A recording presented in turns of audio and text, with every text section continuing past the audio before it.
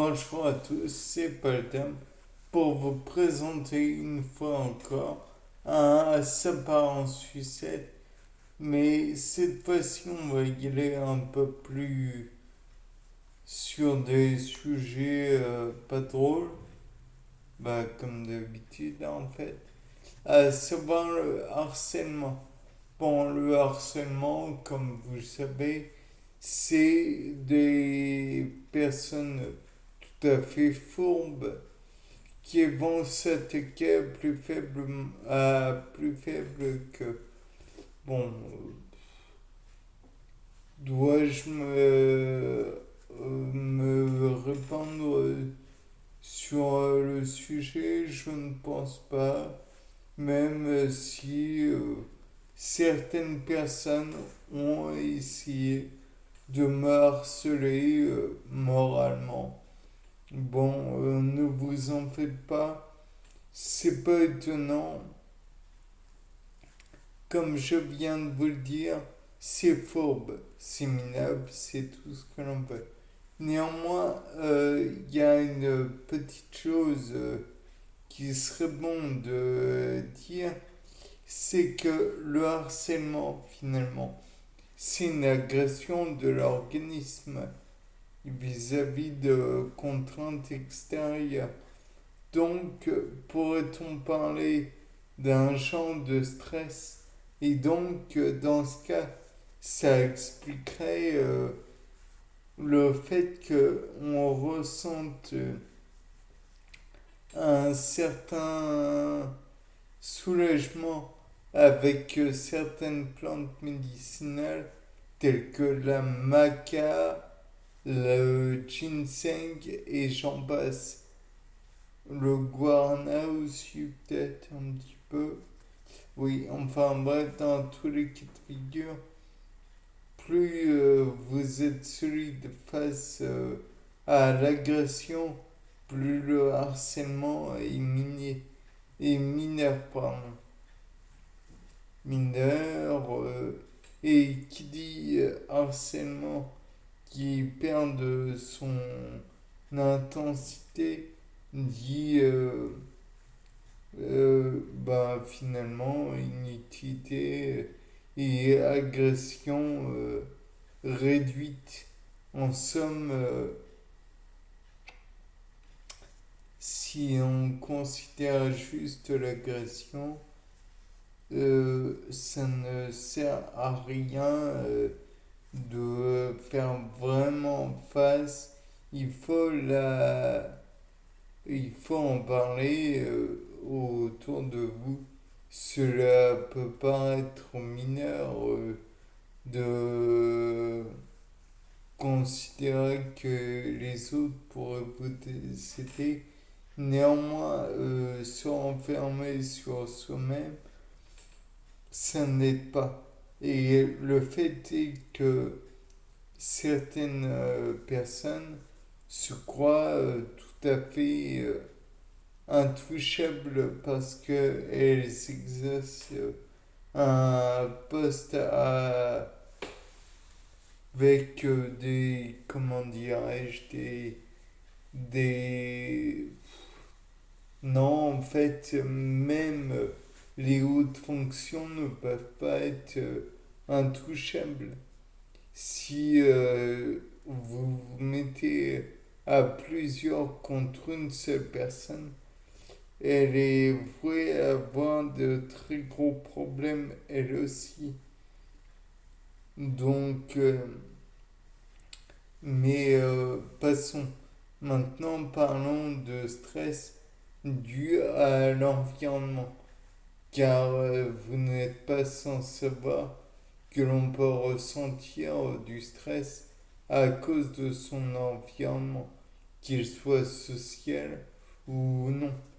Le fait est que si vous êtes agressé par l'environnement vis-à-vis de température qui chute drastiquement ou dû à je crois que ça se dit hygrométrie. Enfin bref, toujours est-il que une pluie froide, pénétrante, la température qui baisse drastiquement, tout ça fait que vos défenses corporelles immunitaires vont être mises à rude épreuve. Votre organisme va devoir travailler beaucoup plus pour justement que cette agression ait le moins d'impact possible. Et donc, par voie de conséquence, la température va être augmentée. Cela va demander beaucoup plus d'efforts à votre métabolisme. Oh, le métabolisme, justement. Oui, donc à votre métabolisme de fonctionner à plus forte charge glucose et tout type de carburant vont être beaucoup plus mis à rude épreuve et donc mis à contribution plutôt. Et donc à terme, votre foie va lui-même devoir déstocker ses réserves de glycogène pour donner du glucose, enfin vous le savez probablement. Les muscles vont eux aussi devoir perdre du glucose et étant donné que c'est la forme d'énergie privilégiée par l'organisme, donc qui peut être mis rapidement à contribution. Alors, il est envisageable que par la suite, il n'y en ait plus et que le corps se rabatte sur les graisses qui vont être dissociées, donc éventuellement glycérol et acide gras. Le glycérol va être converti en glucose, car comme je pense que vous le savez, le glucose de glycérol permet d'obtenir un glucose. Globalement, jusque-là, ça doit être simple. De plus, les acides gras qui viennent estérifier le glycérol vont être consommés tels quels par les mitochondries, j'imagine, ou vont être petit à petit scindés par des enzymes bien particulières. Ces chères enzymes sans lesquelles nous ne pourrions pas vivre correctement. Ce sont des catalyseurs tout de même terriblement efficaces et indispensables. Toujours est-il que à la fin, quand glucose et graisse mises, ont été utilisées en totalité, il ne reste que les protéines. Et là, le problème, c'est que votre organisme est constitué en grande partie de protéines, à savoir les muscles et les organes. Donc, si vous les perdez, bon, vous allez vite fait passer de vie à trépas. Donc, ne faites pas les zigotos et ne faites pas de régime inutile.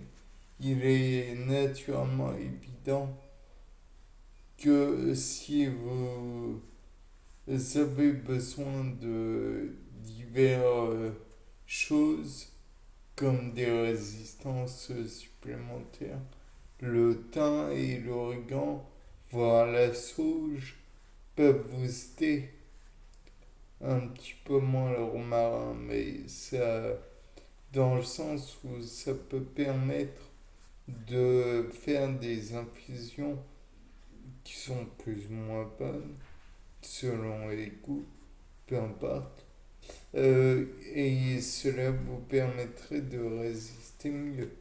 Après, à vérifier, mais bon, sur certains, ça marche. Moi, par exemple.